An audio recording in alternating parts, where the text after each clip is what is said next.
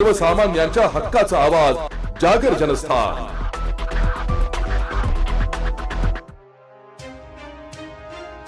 मालेगाव मधल्या इस्लाम पार्टीच्या नवनिर्वाचित नगरसेवकांना घेऊन आसिफ शेख यानं औरंग्याच्या कबरीवरती जाऊन माथा टेकलाय।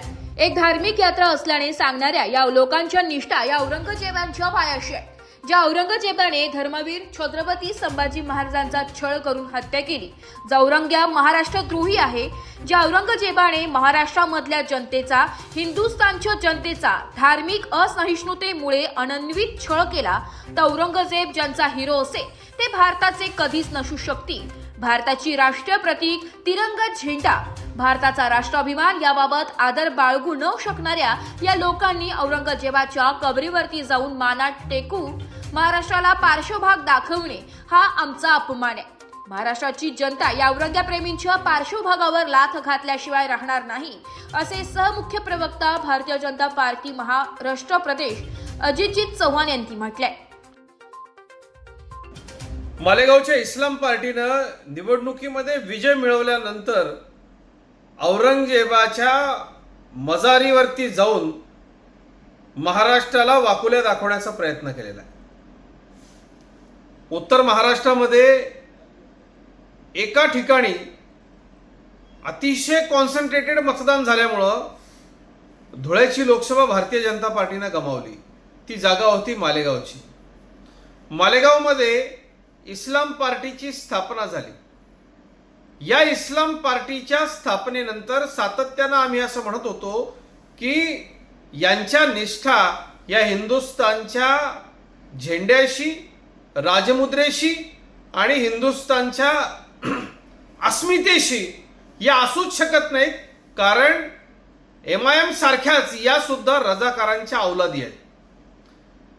ज्या सावरकरांनी द्विराष्ट्रवादाचा सिद्धांत मांडला त्या सावरकरांवरती सातत्यानं या देशामध्ये काँग्रेसच्या अवलादी टीका करतात, पण ज्या धर्मवीर संभाजी महाराजांचा 40 दिवस औरंग्यानं आनंदी छळ केला आणि त्याची सुद्धा खबर या महाराष्ट्राच्या मातीमध्ये मराठ्यांनी राहू दिली, ही आमची सौहार्दाची भूमिका आहे।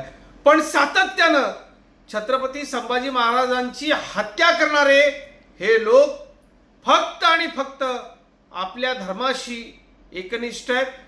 या राष्ट्राशी, या भारताशी, या हिंदुस्थानशी, इथल्या लोकांशी, संविधानाशी त्यांना काही एक घेणं देणं नाही, हे पुन्हा एकदा या लोकांनी दाखवून दिलेलं आहे। त्यामुळं इस्लाम पार्टीच्या विजयाचा आनंद व्यक्त करताना त्यांना औरंग्याच्या कबरीवरती जाऊन डोकं टेकवणं महत्त्वाचं वाटतं।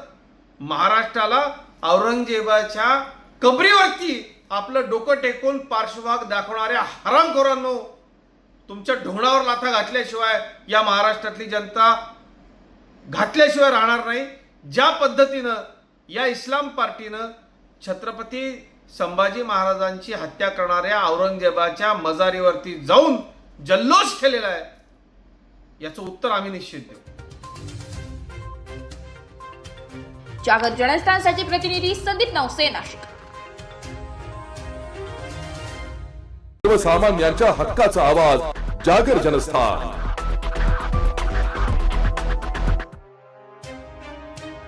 नाशिकच्या सातपूर परिसरामध्ये एक धक्कादायक घटना समोर आली आहे। नाशिकच्या सातपूर परिसरामध्ये चक्क 240 रुपये किलो मध्ये गोमांस विक्री होत असल्याचा धक्कादायक प्रकार स्थानिक तरुणांनी उघडकीस आणलाय। दरम्यान ज्या ठिकाणी ही गोमांस विक्री होत होती त्या ठिकाणी चक्क फ्रीजमध्ये गायीचे पाय आढळल्याने परिसरामध्ये मोठ्या प्रमाणात स्थानिक तरुणांनी गर्दी करत जोरदार घोषणाबाजी केली आहे। दरम्यान सर्वात महत्त्वाचा प्रकार म्हणजे या ठिकाणी देवीचे मंदिर असून देवीच्या मंदिरासमोरच हे बेफिक्री होत असल्याने सकल हिंदू समाजाच्या वतीने संताप व्यक्त करण्यात येतोय। दरम्यान या ठिकाणी देवीच्या मंदिरासमोरच हॉटेलमध्ये मटण आणि चिकनची विक्री ही दिवसाढवळ्या सुरू असल्याने सकल हिंदू समाजाच्या वतीने या सर्व गोष्टींचा निषेध व्यक्त करण्यात आलाय। दरम्यान या ठिकाणी भारतीय जनता पक्षाचे नगरसेवक नितीन निगळ, सोनाली बंधुरे आणि सातपूर पोलीस स्टेशनचे अधिकारी आणि कर्मचारी या ठिकाणी उपस्थित झाले। दरम्यान या ठिकाणी तणावाचं वातावरण निर्माण झालं होतं। दरम्यान यावेळी सातपूर पोलीस स्टेशन परिसरात सकल हिंदू समाज, गोरक्षक, स्थानिक नगरसेवक यांच्या वतीने संशयित आरोपींवर कारवाई करण्यात यावी अशी मागणी करण्यात आली आहे। जर बघितलं या ठिकाणी मटण विक्री सुरू होती हे सर्वांना माहीत होतं, पण खोट्या परवान्याच्या नावाखाली बीफ शॉपच्या नावाखाली इथं गोमांसचा आता मांस सापडलेला आहे आणि या ठिकाणी सर्वच समाज, या ठिकाणी हिंदू समाज असेल त्यांच्या भावना दुखावलेल्या आहे आणि या प्रभागात आम्ही लोकप्रतिनिधी म्हणून आम्हाला सुद्धा या गोष्टीचा खेद वाटतो का आपल्या भागात हा प्रकार सुरू आहे. आत्ताच आम्ही या ठिकाणी PI साहेबांशी मी बोललो, त्यानंतर अतिक्रमण विभागाशी पण बोललेलो आहे. संबंधित जागेची कागदपत्रे तपासून हे जर अनधिकृत असेल, यांना परवाना जर नसताना हे कामं चालू असतील तर या ठिकाणी निश्चित कारवाई होईल. पोलीस त्यांची कारवाई करतीलच, पण उद्या, आज रविवार असल्यामुळे उद्या अतिक्रमण विभागाच्या माध्यमातून या ठिकाणी अनधिकृत ज्या गोष्टी असतील त्या या ठिकाणी पाडल्या जातील आणि या भागात हे असे प्रकार खपवून घेतले जाणार नाही. तर मी आपल्या माध्यमातून इथे उपस्थित सर्वांना एक विनंती करेल की आपण देखील प्रशासनाला सहकार्य करावं आणि आज पोलीस लॅबमध्ये ते पाठवत आहे, सरकारी डॉक्टर इथे येत आहे आणि ते नमुने तपासून हे गाईचं मांस आहे का बघतील, पण ते बघण्याआधी आम्ही स्वतः बघितलं तर ते गाईचंच मांस आहे. आणि आमची या माध्यमातून विनंती आहे की ही जागा वन विभागाची आहे, या लोकांना परवानगी कोणी दिली, परवानगी नगरपालिकेची आहे की वन विभागाची आहे, सर्व कागदपत्र तपासून या ठिकाणी उद्या आम्ही या स्वतः उभं राहून ही मोहीम हातात घेऊ आणि हे अनधिकृत असलेले कामं आम्ही बंद करू. महानगरपालिकेचे डॉक्टर सोनवणे याला परवानगी देतात, याच्याबद्दल आपण काय सांगणार? आत्ता आपण जो प्रश्न उपस्थित केला आहे त्याची निश्चित माहिती घेऊ आम्ही, कारण आत्ता इथं आल्यावर समजलेलं आहे आपल्याला का त्यांनी तो परवाना दिला आहे, कुठल्या आधारावर दिला त्याची सुद्धा चौकशी करून ते जर त्याच्यात दोषी आढळले तर आम्ही आपले जे आरोग्य अधिकारी असतील, आयुक्त असेल, यांना त्यांची तक्रार करू आणि अशा प्रकारचे बोगस सर्टिफिकेट ते देत असेल तर त्यांच्यावर निलंबनाची कारवाई देखील आम्ही करू. या ठिकाणी जर आपण बघितलं ड्रेनेज लाईनची पाईपलाईन आहे, या ठिकाणी जे रक्तस्राव निघतं ते सर्रास त्याच्यामध्ये टाकलं जातं आणि त्याच्यामध्ये आळ्या पडल्या जातात आणि रोगराई पसरते, याबद्दल काय सांगणार? उद्या संबंधित अधिकाऱ्यांना या ठिकाणी बोलवून सर्व प्रकारची तपासणी करून निश्चितपणे त्यांच्यावर कारवाई करू. कारण हे जे या ठिकाणी चालू हा जो प्रकार आहे अतिशय घृणास्पद प्रकार आहे. येत्या काळात सिंहस्थ या ठिकाणी होतोय.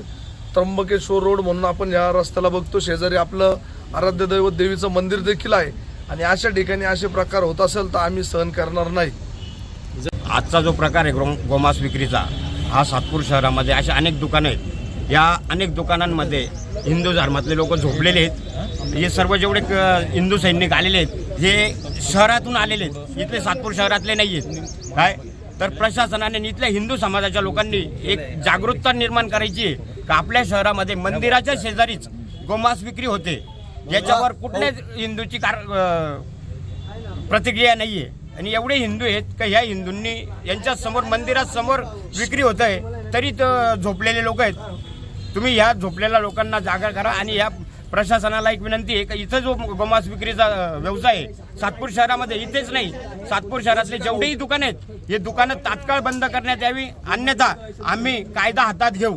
धर्मासाठी आम्ही कायदा हातात घेऊ. जागर जनस्थानसाठी Bhushan Jain, Nashik.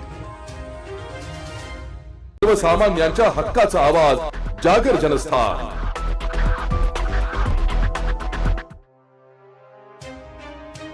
Iran, America, Israel यांच्यात सुरू असलेल्या युद्धाचा फटका लासलगाव, मनमाडसह नाशिक जिल्हा आणि राज्यभरातून आखित देशात निर्यात केल्या जाणाऱ्या कांद्यासह इतर शेतमालाला फटका बसला असून भारतातून कांद्यासह इतर माल युनिफिडर एजन्सीज इंडिया प्रायव्हेट लिमिटेड या कंपनीच्या मार्फत पाठविला जातो. मात्र युद्ध सुरू असल्यामुळे या कंपनीने निर्यातदारांना सूचना जारी केली आहे. त्यात म्हटलंय की मध्य पूर्वेतील चालू संघर्ष आणि या प्रदेशातील बदलत्या सुरक्षा परिस्थितीमुळे होर्मुझ समुद्रधुनी बंद करण्यात आलाय. त्यामुळे पुढील सूचना मिळेपर्यंत या जलमार्गातून होणारे सर्व जहाजांचे वाहतूक निलंबित करण्यात आले. शिवाय दुबईचे आंतरराष्ट्रीय विमानतळावरून सर्व उड्डाणे पुढील आदेशापर्यंत स्थगित करण्यात आले. त्यामुळे समृद्ध आणि हवाई मार्गाने माल पाठविणे शक्य नाहीये. CMA आणि CGM यांनी जारी केलेल्या या ॲडवायझरीनंतर भारतातून आखात देशासह इतर देशात सध्या तरी कांदा, भाजीपालासह इतर शेतमालाची निर्यात ठप्प झाली आहे. एकीकडे कांद्यासह इतर शेतमालाच्या भावात घसरण सुरू असताना दुसरीकडे युद्धामुळे निर्यात थांबली, त्यामुळे याचा फटका निर्यातदारात तर बसणार आहे. शिवाय कांद्यांच्या भावात आणखी घसरण होण्याची शक्यता वर्तवली जात आहे. दगू पांडुरंग ठाकरे, शेतकरी आनपाडे. काय म्हणाला तो कांद्याच्या परिस्थिती आणि युद्धाचा काय परिणाम? शेतकऱ्यांची आणि कांद्याची परिस्थिती अत्यंत बिकट आहे. कांद्याला खर्च एकरी 70-80 ते 1000 रुपये असून एकरी उत्पन्न 40 ते 50 हजार रुपये फक्त होऊ राहिले. खादी आणि औषधांचे भाव गगनाला भिडलेले आहेत. तेव्हा सरकारने शेतकऱ्यांना त्वरित काहीतरी कांद्याला अनुदान जाहीर करावे, तसेच कर्जमाफी करावी अशी शेतकऱ्यांतर्फे मी विनंती करतो. भारतातून आपल्या नाशिक जिल्ह्यातून कुठे कुठे कांदा एक्सपोर्ट होतो आणि आता काय परिस्थिती युद्धामुळे? भारतातून मुख्यतः गल्फ कंट्रीजमध्ये मोठ्या प्रमाणात कांदा निर्यात होतो. त्याच्यानंतर आपलं सिंगापूर, मलेशिया वगैरे, कोलंबो इतर जात असतो. पण सध्या आता जे गल्फ कंट्रीमध्ये जे संकट उभारलं आहे त्याच्यामुळे कांद्याच्या निर्यातीला थोडा ब्रेक लागला आहे आणि ती अडचण येणार आहे कांद्या उत्पादकांना आणि व्यापाऱ्यांना सुद्धा. कांदा व्यापाऱ्यांचे पण मोठ्या प्रमाणात पैसे अडकलेले असतात आणि रोटेशनमध्ये चाललेल्या असत्या गोष्टी. आता जर निर्यात पूर्णपणे ठप्प झाली तर मोठ्या प्रमाणात आर्थिक संकटात व्यापारी सापडणार आहे. याचा कांद्याच्या भावावर काय परिणाम होतो? डेफिनेटली कांद्याच्या भावावर परिणाम होणार आहे, आमच्या खरेदीमध्ये परिणाम होणार आहे आणि माल जर जातच नसेल तर ते घेऊन करायचा काय, तो मोठा प्रश्न आज व्यापाऱ्यांपुढे उभा राहिलेला आहे. काय म्हणाला युद्धाचा परिणाम कांदा निर्यातीवर काय झाला आहे? परिस्थिती अशी आहे की कांद्याचं चांगलं पीक ह्या वर्षी आलेलं आहे आणि भाव अतिशय कमी होते. कमी प्रमाणात आपला एक्सपोर्ट चालू होता आणि अतिशय तुटपुंजी म्हणजे रक्कम शेतकऱ्याला मिळत होती. उत्पादन खर्चही निघत नव्हता. अशामध्ये युद्ध चालू झालं आणि या युद्धामुळं हवाई मार्गे जाणारा आणि समुद्रमार्गे जाणारा जो शेतमाल होता, कांदे होते, ते एक्सपोर्ट होते, ते बंद झालेले आहे. म्हणजे आता याचा परिणाम पुढील सूचनेपर्यंत बंद झालेले आहे. याचा परिणाम असा होईल की आता कांदा अतिशय कमी दरात विकला जाऊ लागलेला आहे आणि शेतकऱ्याला परवडत नाही. शेतकऱ्याचं मोठं नुकसान होऊ राहिलं. या ठिकाणी मी सरकारला विनंती करतो सर्व शेतकरी बांधवांच्या वतीने की आपण याच्यावर काहीतरी तोडगा काढावा. तोडगा म्हणजे कमीत कमी 1000 रुपये अनुदान सरकारने शेतकऱ्याच्या खाती जमा करावं, तरच शेतकरी जगतील. नाहीतर अन्यथा शेतकऱ्याला अतिशय मोठे संकट कोसळलेले आहे. या ठिकाणी या युद्धाची परिणाम म्हणजे शेतकऱ्याचं मोठं नुकसान झालेलं आहे. जागर जनस्थानसाठी प्रतिनिधी अमीन शेख, मनमाड. एक बात कह दूं, ये वीडियो हर किसी के लिए नहीं है.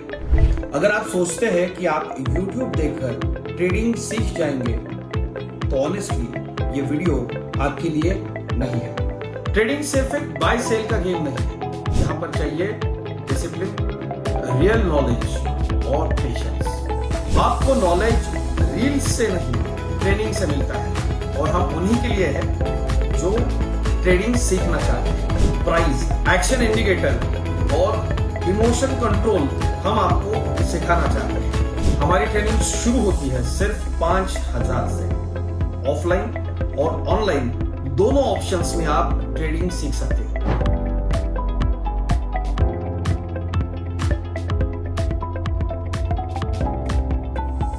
अगर 5000 इन्वेस्ट करने में प्रॉब्लम है तो फिर ट्रेडिंग में करियर करने का आइडिया छोड़ दीजिए. अगर आप सीरियस हो, ट्रेडिंग के स्किल को बिल्ड करना है, साइड इनकम बनाना है, आपका फ्यूचर सिक्योर करना है, तो स्टॉल मत करो. फॉर्म भरिए, ट्रेनिंग लीजिए और सही तरीके से ट्रेडिंग के अपने स्किल्स को बेटर कीजिए. और स्क्रॉल करने वालों का क्या है, वो तो शॉर्टकट ढूंढ ही लेंगे. मार्केट उनका भी ख्याल रख लेंगे. सर्वसामान्यांच्या हक्काचा आवाज जागर जनस्थान. येवला तालुक्यातील धुळगाव येथील कृषी व्यावसायिक वाल्मिक दौलत गायकवाड वर्ष 42 यांनी आपल्या 3.5 वर्षांच्या मुलासह राजेश रेल्वेखाली उडी घेऊन आत्महत्या केल्याची धक्कादायक घटना घडली आहे. 28 तारखेला सायंकाळी चांदवड तालुक्यातील समीट तळेगाव रेल्वे क्रॉसिंगजवळ हा हृदयद्रावक प्रकार घडलाय. वाल्मिक गायकवाड हे परिसरात एक कष्टाळू आणि मनमिळावू व्यक्तिमत्व म्हणून ओळखले जात होते. शेतीसोबतच त्यांनी कृषी व रासायनिक खतांचा व्यवसाय शून्यातून उभा केला होता. आपल्या मुलावर त्यांचे जीवापाड प्रेम होते. मुलाचे सर्व लाड पुरवण्यासाठी त्यांनी अलीकडेच नवीन कारही खरेदी केली होती. अशा परिस्थितीत अत्यंत शांत स्वभावाच्या वाल्मिक यांनी मुलाचा इतके टोकाचे पाऊल का उचलले याचे गूढ अद्याप कायम आहे. घटनेची माहिती मिळताच परिसरात हळहळ व्यक्त करण्यात आली आहे. चांदवड येथील शासकीय रुग्णालयात उत्तरीय तपासणी झाल्यानंतर रात्री उशिरा धुळगाव येथील स्मशानभूमीत शोकाकुल वातावरणात पिता पुत्रावर अंतिम संस्कार करण्यात आलाय. या घटनेमुळे संपूर्ण गावावर शोककळा पसरली आहे. जागर जनस्थानसाठी प्रतिनिधी सचिन वखारी, येवला. सर्वसामान्यांच्या हक्काचा आवाज, जागर जनस्थान.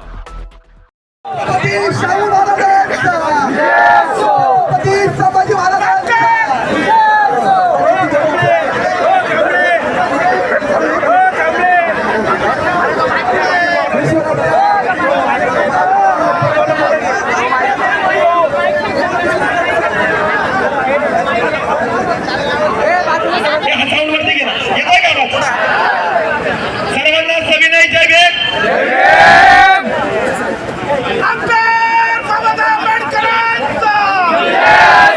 परमपूज्य महामानव राष्ट्रनिर्माते विश्वरत्न आधुनिक भारताचे जनक भारतरत्न बोधिसत्व डॉक्टर बाबासाहेब आंबेडकरांचा, डॉक्टर बाबासाहेब आंबेडकरांचा.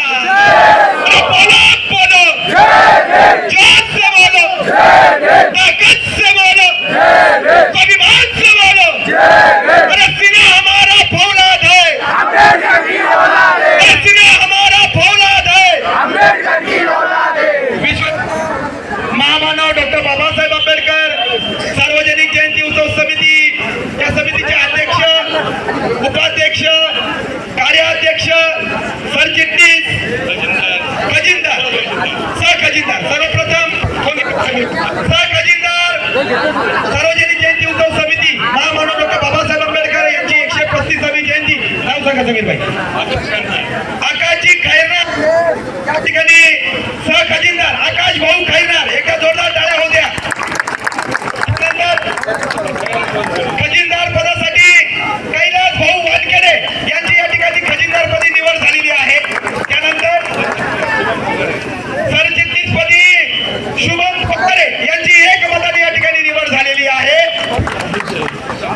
या ठिकाणी उपाध्यक्षपदी प्रशांत भाऊ अरुण पगारे यांची उपाध्यक्षपदी निवड झालेली आहे. त्यानंतर कार्याध्यक्षपदी गौरव भाऊ काळे यांची सर्वानुमते या ठिकाणी निवड झालेली आहे. आणि आज आपल्या सर्वांची उत्सुकता शिगेला पोहोचलेली आहे. विश्वरत्न महामानव परमपूज्य डॉक्टर बाबासाहेब आंबेडकर सार्वजनिक जयंती उत्सव समिती, आणि या समितीची सुरुवात बघा कशी झाली. आम्ही समितीने आवाहन केल्याप्रमाणे जे सर्वप्रथम या ठिकाणी प्राप्त झालं ते हर्षल भाऊ दानी आणि संतोषजी दानी यांच्या वतीनं 22,000 रुपये, 11,000 आणि 11,000, 22,000 रुपये या ठिकाणी जमा झालेले आहेत. आणि आज जयंती अध्यक्ष आमचे ज्येष्ठ संयोजक सन्माननीय आमचे माजी नगरसेवक समितीचे संजयजी नाना भालेराव आणि संयोजक शेखरभाई भालेराव, हे दोघंही जण, नैनाताई असेल, सनी सुनील भाऊ वाघ असेल, समीरभाई शेख, अमोलजी पगारे, किशोरजी खडताळे, संतोषजी पाटील, हरीश भाऊ भारांगे, मी स्वतः भारत निकम, रोहितजी निर्भवणे, अनिकेतजी गांगुर्डे, संतोषजी पाटील, सर्वच या ठिकाणी तोलावराची समिती आहे. आणि आमचे दादा अर्जुन दादा पगारे की निकम. तर या ठिकाणी आपले या ठिकाणी मी नाना आणि शेखर भाईंना विनंती करतो, सर्वानुमते समितीच्या वतीनं माझी जयंती अध्यक्षपदी आहे. आणि दादा तू पण सर्वांनी मिळून आता या 2026 चे अध्यक्ष यांची या ठिकाणी निवड होते. या ठिकाणी शेखरभाई भालेराव त्या अध्यक्षांचं नाव जाहीर करतील अशी मी त्यांना विनंती करतो. उपस्थित भीमसैनिक या सर्वांना मानाचा क्रांतिकारी जय भीम. भारतरत्न डॉक्टर बाबासाहेब आंबेडकर यांच्या 135व्या जयंती निमित्ताने या ठिकाणी उदयराज जयंतीची मीटिंग झाली आणि त्या मीटिंग मध्ये एकमेव नाव आल्यामुळे या ठिकाणी अध्यक्षपदाची निवड ही बिनविरोध झाली आहे. आणि मला सांगायला आनंद वाटतो की माझा राणा भाऊ आकाश शामराव भालेराव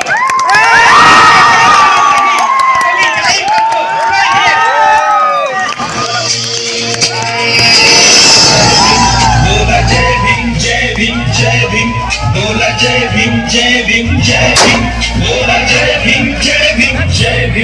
बोला जय भीम जय भीम बोला जय भीम बोला जय भीम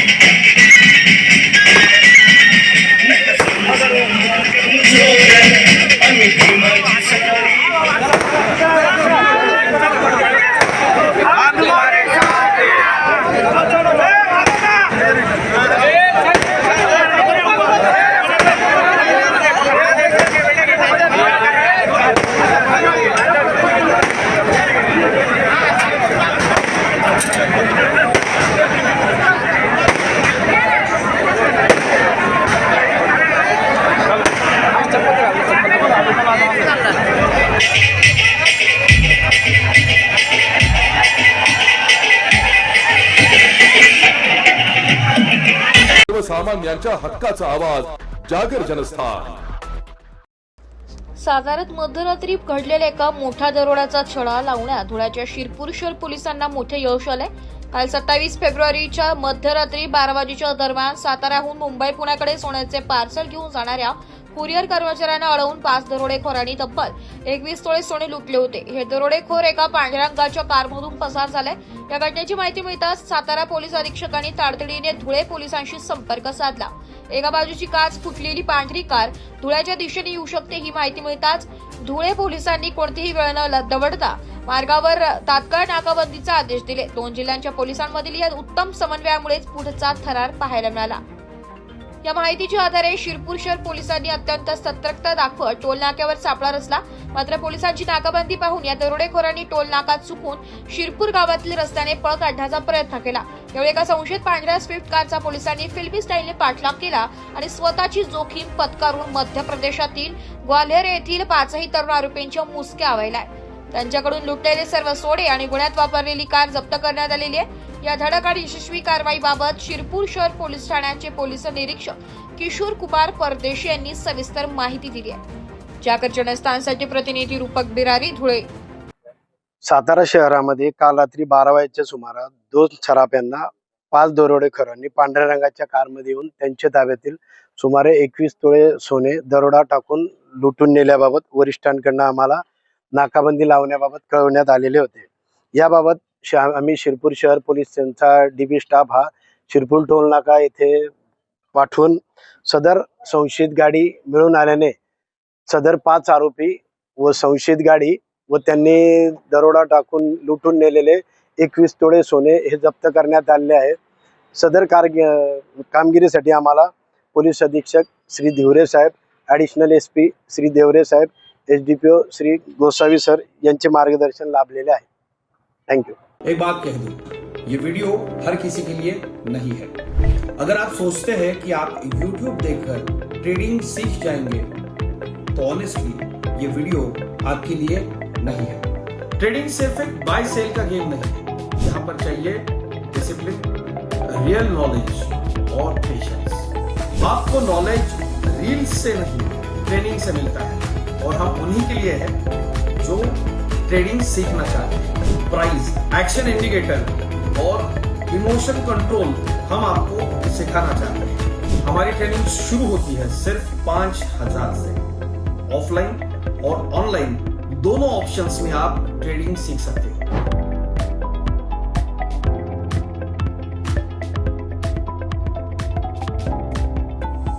अगर 5,000 इन्वेस्ट करने में प्रॉब्लम है तो फिर ट्रेडिंग में करियर करने का आइडिया छोड़ दीजिए. अगर आप सीरियस हो, ट्रेडिंग के स्किल को बिल्ड करना है, साइड इनकम बनाना है, आपका फ्यूचर सिक्योर करना है, तो स्टॉल मत करो.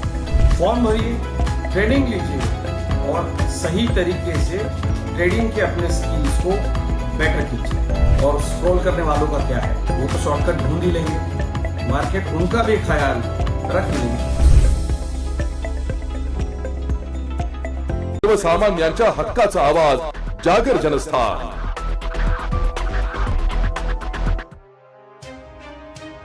नाशिकमध्ये चौथे विश्व मराठी संमेलन पार पडत आहे।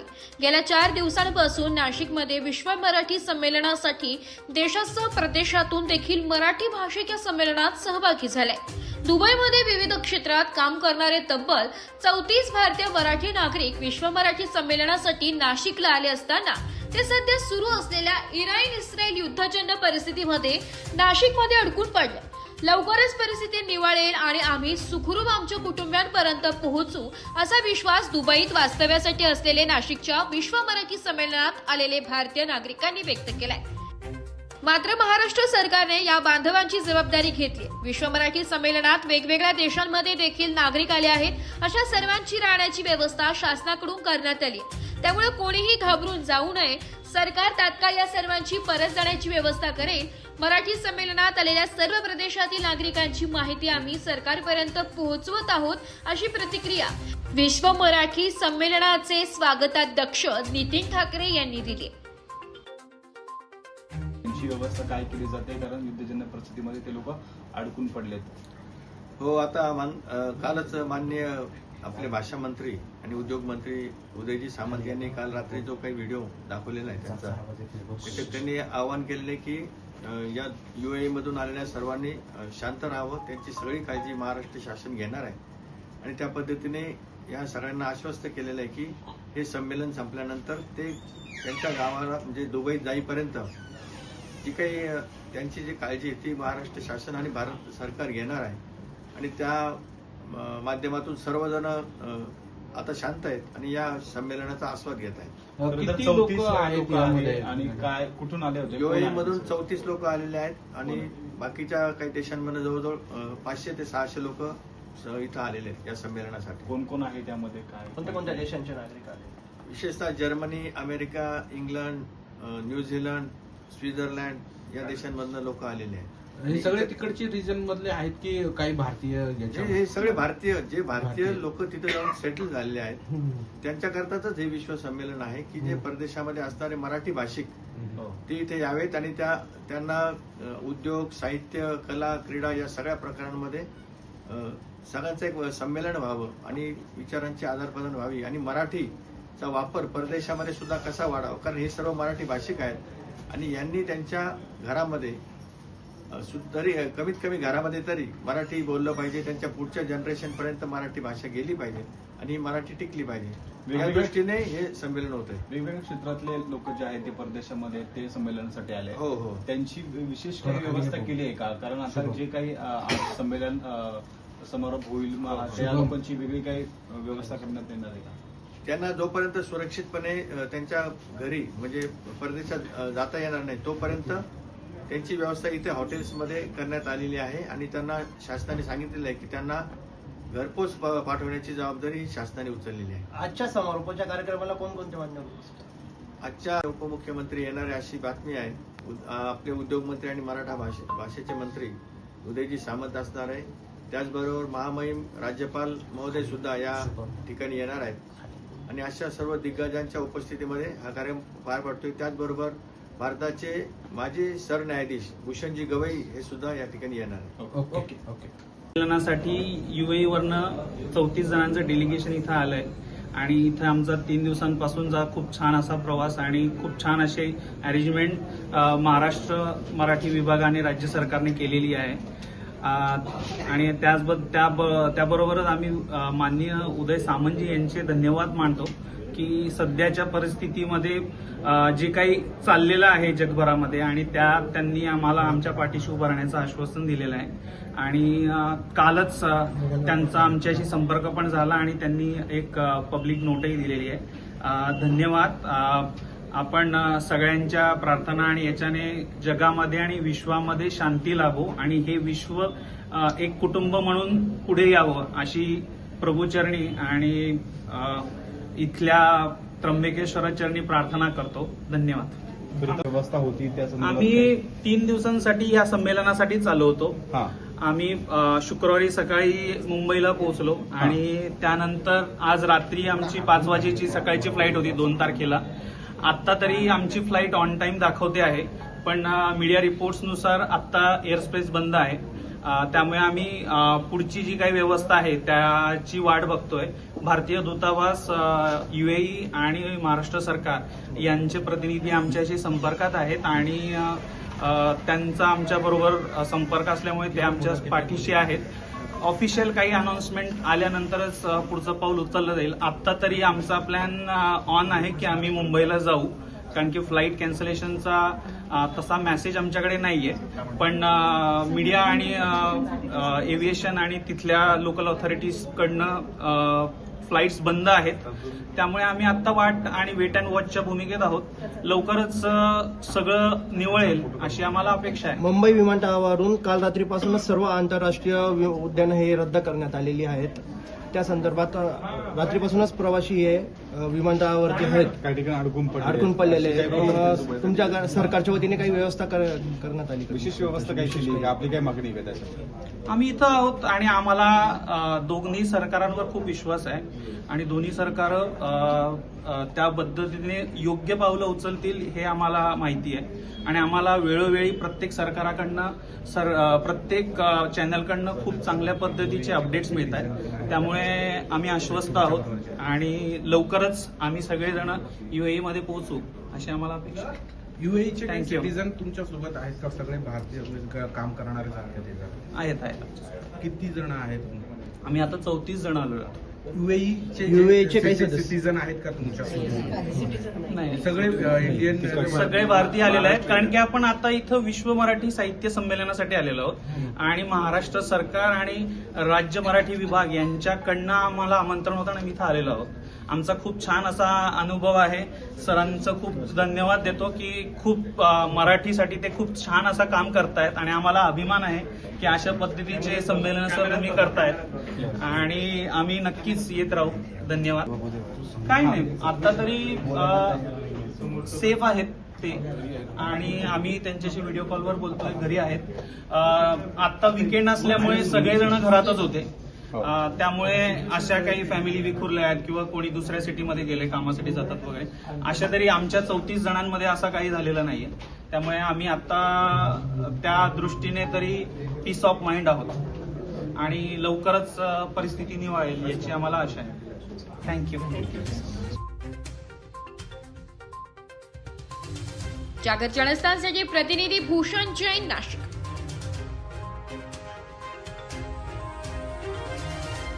सर्वसामान्यांच्या हक्काचा आवाज, जागर जनस्थान.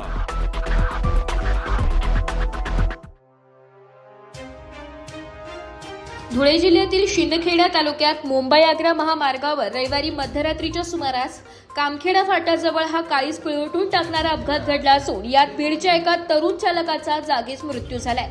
पुण्यातील भीमा कोरेगाव येथून वाहनांचे स्पेअर पार्ट्स घेऊन मध्य प्रदेशातील इंदोरकडे निघालेल्या भरधाव आयशर ट्रक समोर अचानक एका अज्ञात ट्रकने ब्रेक दाबल्याने ही भीषण दुर्घटना घडली. समोरील वाहनावर आयशर ट्रक मागून जोरात आदळल्याने केबिनचा अक्षरशः चक्काचूर झालाय, ज्यात बीड येथील चालक रवी गायके वर्ष 28 यांचा जागीच दुर्दैवी अंत झालाय.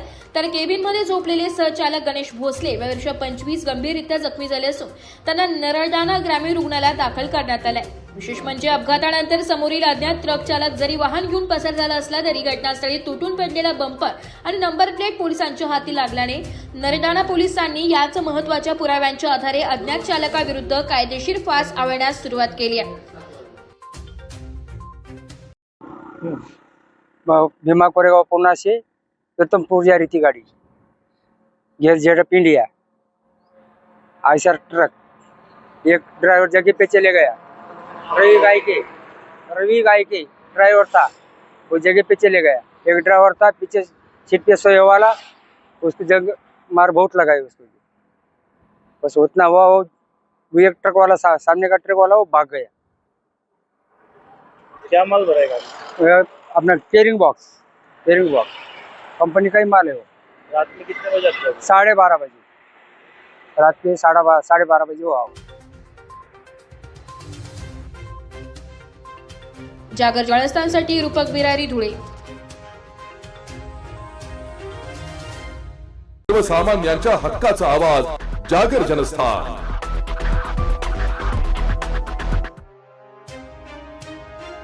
होळीचा सण धुळे शहरात मोठ्या उत्साहात आणि आनंदात साजरा केला जात असतो. या होळी सणाच्या पार्श्वभूमीवर विविध क्षेत्रातील तसेच राजकीय पदाधिकारी एकत्र यावेत या उद्देशाने पीजी फाउंडेशनच्या वतीने सर्व पक्षीय पदाधिकारी तसेच विविध क्षेत्रातील मान्यवरांसाठी सामुदायिक होळीचे आयोजन करण्यात आले होते. पीजी फाउंडेशनचे संस्थापक ॲडव्होकेट पंकज गोरे यांच्या वतीने या होळीचे आयोजन करण्यात आले होते. या होळीच्या कार्यक्रमात सर्वच राजकीय पक्षांनी तसेच विविध क्षेत्रातील मान्यवरांनी एकत्रित येत एकमेकांवर रंगांची मुक्त उधळण केली आहे. होळीच्या आदल्या दिवशी होलिकोत्सव या ठिकाणी साजरा केला जात आहे आणि जी मी आता सगळ्यांची मनोगत ऐकली त्याच्यातली बहुतांश मनोगतांमध्ये सगळे राजकीय अभिनेते बाजूला धुळे शहराच्या विकासाबद्दल सगळ्यांनी आपली मतं मांडली आणि त्या बाबतीत सगळ्यांनी एकत्र येण्यासाठी या ठिकाणी सगळ्यांसमोर आपलं मत मांडले. सगळ्यांचं खूप खूप अभिनंदन करतो आणि संपूर्ण धुळेकर जनतेला होलिकोत्सवाच्या मनपूर्वक शुभेच्छा देतो. जय हिंद. जागर जनस्थानसाठी प्रतिनिधी रूपक तिरारी, धुळे. सर्वसामान्यांच्या हक्काचा आवाज जागर जनस्थान.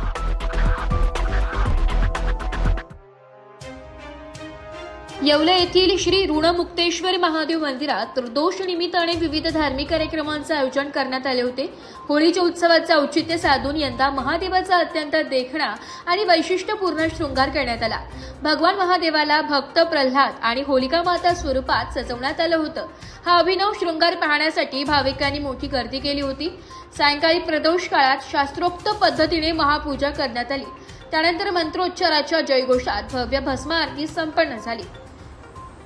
होळीच्या पूर्वसंध्येला अधर्मावर धर्माच्या विजयाचे प्रतीक म्हणून हा शृंगार साकारण्यात आला. भस्मारतीच्या वेळी संपूर्ण गाभारा शिवनामाने दुमदुम गेला होता. परिसरातील भाविकांनी या मंगल सोहळ्याचा लाभ घेत दर्शनासाठी मोठी गर्दी केली होती. जागर जनस्थानसाठी प्रतिनिधी सचिन वखारे, येवला. सर्वसामान्यांच्या हक्काचा आवाज जागर जनस्थान.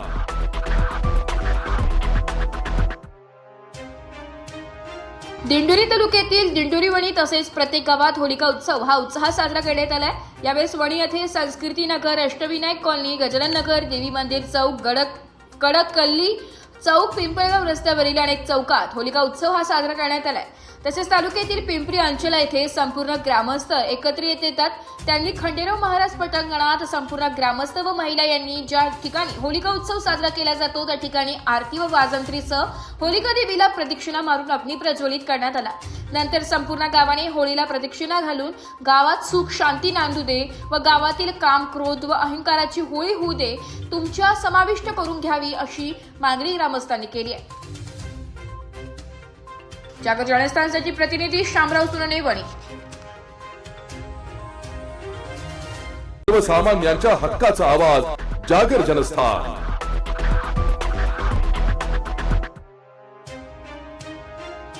दिंडोरी तालुक्यात वणी येथे हार कडे बनवण्याची लगबग सुरू झाली आहे. यावर्षी साखरचे भाव वाढल्यामुळे यावर्षी हार कडे महाग होण्याची शक्यता व्यापारी यांनी वर्तवली आहे. यावर्षी 2 दिवसावर होळीचा सण आल्यावर यावर्षी हार कडे बनवण्यास वेग आलाय. यावर्षी मागणी वाढली असून उत्पादन कमी झालंय. होलिका उत्सवासाठी हार कडे लागत असल्यामुळे त्याचे महत्त्व असते, म्हणून हार कडे हे होलिका उत्सवात महत्त्वाचे मानले जातात. वणी येथून नाशिक जिल्ह्यात छोट्या मोठ्या व्यापारी यांना विक्रीसाठी पाठवले जातात असल्याचं उत्पादक यांनी सांगितलंय. नमस्कार, मी स्वराज कांडे. हा आपला हरकडे बनवण्याचा व्यवसाय, हा आपला वडिलोपार्जित व्यवसाय आहे. 4थी ते 5वी पिढी जो हा व्यवसाय करते. आम्ही हरकडे बनवणे हे महाशिवरात्रीच्या दिवशी सुरू करतो. हे आम्ही जवळपास 15 दिवस बनवतो. आता जवळच होळी आलेली आहे, तरी 3-4 दिवस आपण हरकडे विकण्यासाठी होलसेल आणि रिटेल दोन्ही प्रकारे दुकान लावतो. आता मागच्या वर्षी साखरीचा भाव 35 ते 40 रुपये होता, त्यामुळे हरकड्याचा भाव पण कमी होता. पण यावर्षी साखरी 43 ते 47 रुपये किलो झालेली आहे, त्यामुळे हरकड्यांचा भाव पण वाढलेला आहे. आता यावर्षी हरकड्याचा भाव 50 रुपये पावशेर आहे. तर मी ग्राहकांना विनंती करतो की त्यांनी हरकडे घ्यावे. जागर जनस्थानसाठी प्रतिनिधी शामराव सोनवणे, वणी. एक बात कह दूं, ये वीडियो हर किसी के लिए नहीं है। अगर आप सोचते हैं कि आप YouTube देखकर ट्रेडिंग सीख जाएंगे, तो ऑनेस्टली ये वीडियो आपके लिए नहीं है। ट्रेडिंग सिर्फ एक बाय सेल का गेम नहीं है। यहाँ पर चाहिए डिसिप्लिन, रियल नॉलेज और पेशेंस। आपको नॉलेज रील्स से नहीं, ट्रेनिंग से मिलता है, और हम उन्हीं के लिए हैं जो ट्रेडिंग सीखना चाहते हैं। प्राइस, एक्शन इंडिकेटर और इमोशन कंट्रोल हम आपको सिखाना चाहते हैं। हमारी ट्रेनिंग शुरू होती है सिर्फ 5,000 से। ऑफलाइन और ऑनलाइन दोनों ऑप्शंस में आप ट्रेडिंग सीख सकते हैं।